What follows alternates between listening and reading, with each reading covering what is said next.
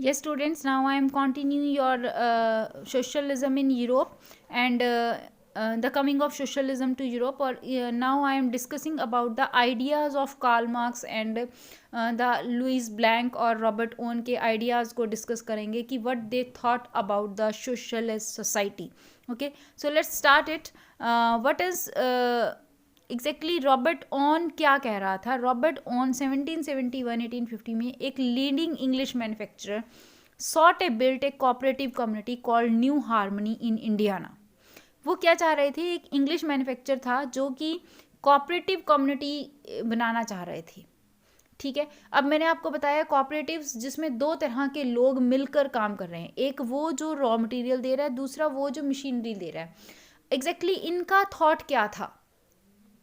इन persons का thought क्या था? कार्ल मार्क्स का, लुइस ब्लैंक का, रॉबर्ट ऑन का, कि जो एग्जैक्टली प्रॉपर्टी मेकर्स हैं जिनकी वजह से इंडस्ट्रियलिस्ट को प्रॉफिट हो रहा है, the sum share of property should be in their hand, वो उनके पास जाना चाहिए.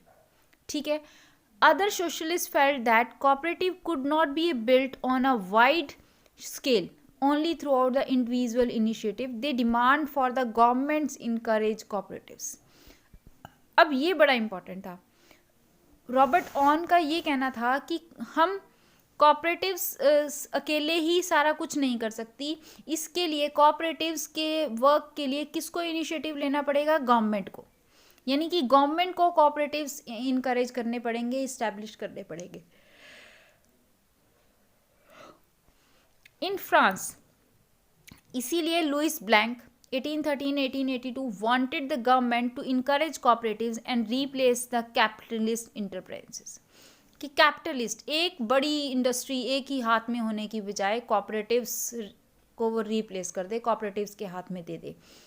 These cooperatives were to the association of people who produce goods together and divided the profits according to the work done by members. और cooperatives वो association होती है लोगों की जो गुड्स को प्रोड्यूस कर रही है और जो प्रॉफिट आया है उसको डिवाइड कर दिया among the workers and the members.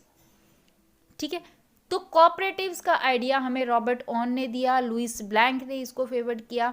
इसके बाद Karl Marx, very important figure in the Europe. He also in the favor of cooperatives. वो भी cooperatives की फेवर में थे. Karl Marx, the Friedrich Engels added other ideas in this body for argument. उसने अपने ideas दिए. Marx के according industrial society capitalist की सोसाइटी है जिसमें कैपिटल जो इन्वेस्टमेंट है that is owned by the one person only and the profit of capital, but profit कौन प्रोड्यूस कर रहा है? वर्कर्स. एंड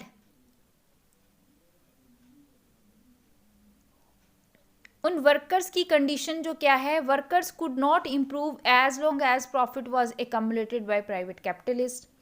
वो इम्प्रूव नहीं कर पा रहे हैं. क्यों?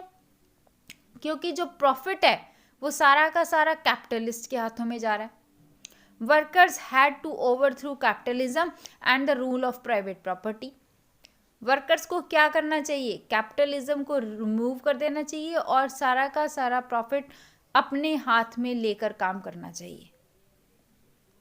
ठीक है. वो ये इस चीज़ को कार्ल मार्क्स जो है वो मेनली प्रेफर दे रहा था. ठीक है. उसके बाद क्या आया? By workers had no overthrow capitalism and the rule of private property. Marx believed that to free themselves from capitalist exploitation. Marks के अकॉर्डिंग हमें वर्कर्स को उनके कैपिटलिस्ट एक्सप्लॉयटेशन से फ्री करना चाहिए. had to construct a radically secular state when all property was socially controlled and there would be a controlled communist society. Marks के according capitalist को remove करना चाहिए. ठीक है. एक ऐसी सोसाइटी आनी चाहिए जिसमें कम्युनलिस्ट सोसाइटी हो. He was convinced the workers would triumph in their conflict and capitalist. He was convinced the workers, उसने वर्कर्स को कन्विंस्ड किया that triumph in their conflict and capitalist, की उसके कॉन्फ्लिक्ट्स और कैपिटलिस्ट के बीच का जो भी कॉन्फ्लिक्ट्स रेज हो रहे हैं हमें उसके रिमूव करना है. A communist society was a natural society of the future, और फ्यूचर में कौन सी सोसाइटी होनी चाहिए? कम्युनिस्ट सोसाइटी होनी चाहिए. ठीक है. Now come on the next topic. The next is Russian revolution. Now here till this topic I told you that how the socialism arrived in Europe, जिसमें हमने पढ़ा कि सोसाइटी क्या थी, किस तरह से काम कर रही थी, इंडस्ट्रियल चेंज आया, बिकॉज ऑफ इंडस्ट्रियल चेंजेस क्या क्या चेंजेस आए यूरोपियन सोसाइटी में, and which changes are face by the children also. I already explained you about the ideas of Karl Marx, Louis Blanc and Robert Owen. ठीक है, मैंने ये सारे के सारे आपको पहले ही डिस्कस कर दिए हैं. ओके, चलिए. Now the next topic is Russian revolution. Under this topic we have to be learn about the revolution that is in Russia, because of, or it is also against the industrial revolution, but we can say this is against the monarch. Revolution जो थी वो किसके against थी? Monarch के against थी. ठीक है, और इस रेवोल्यूशन की वजह से यूरोपियन कॉन्टिनेंट के जो सोसाइटी थी उसमें भी चेंजेस आए. ठीक है, चलिए अब क्या हुआ, लेट अस रीड इट. आज मैं आपको रशियन एम्पायर की लोकेशन थोड़ा सी डिस्कस करूँगी, उसके बाद economy and society we will discuss. Just a minute. First of all move on the first the Russian revolution. The least industrialized of European state, this situation was reversed. Okay, तो जो European state बन रही थी उसकी condition थोड़ी reverse थी, उल्टी थी. Socialism took over the government in Russia through the October revolution of 1917. The fall of monarchy in, अब रशिया में भी चेंजेस आ गए थे, गवर्नमेंट चेंज हो रही थी. अक्टूबर रेवोल्यूशन आई 1917 में. ठीक है, और Jacobin club, sorry, the fall of monarchy, जो रशियन एम्परर था वहाँ पर मोनार्क्स को ख़त्म करना चाह रहे थे, वो राजा मोनार्की को ख़त्म करना चाह रहे थे विद द रेवोल्यूशन ऑफ 1917.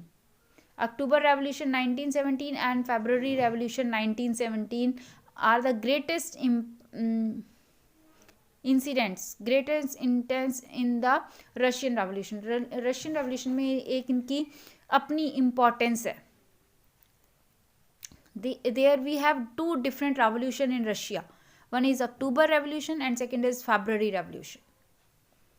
ठीक है, October was normally called the Russian revolution, और अक्टूबर को हम नॉर्मली रशियन रेवोल्यूशन के नाम से जानते हैं. Now because of this revolution there is a great change in the social and political conditions of Russia. Okay, now we will discuss the next topic in the next video. Before going to end your this topic, देखिए, I am telling you about the Russian empire. Russian empire क्या था, Russian revolution में क्या आया क्या नहीं आया, economy और सोसाइटी कैसी थी, इसको हम नेक्स्ट वीडियो में डिस्कस करेंगे. बट सब बस यहाँ पर एक ये डिस्कस कर लेंगे कि रशियन एम्पायर था क्या, कौन कौन उसमें इंक्लूड हो रहे थे. 1914 में टजार निकोलस रशिया का रूलर था. ठीक है, और territory around Moscow Russian empire included current day Finland. उसमें इसमें बहुत सारे कंट्रीज़ थे. उसके बाद इसको डिवाइड कर दिया गया रशिया को. आज के टाइम का रशिया छोटा है, उस समय रशिया बहुत बड़ा एम्पायर था, जिसमें Finland, Latvia, Lithuania, Estonia, parts of Poland, Ukraine, Belarus थे. ठीक है, stretch to the Pacific and comprise today's central Asian states, Georgia, Armenia, Armenia. ठीक है, बहुत सारे मेजॉरिटी रीजन्स भी थे. Russian orthodox Christianity, which had grown out of the Greek Orthodox Church. But the empire also included the Catholic, Protestant, Muslim and Buddhist. ठीक है, तो ये था हमारा रशियन जो सोसाइटी थी, जो रशियन एम्पायर था. Now what changes are there because of Russian Revolution in the economy and society? Today I am not discussing this. We will discuss these in the next video. Till then, goodbye. Thank you.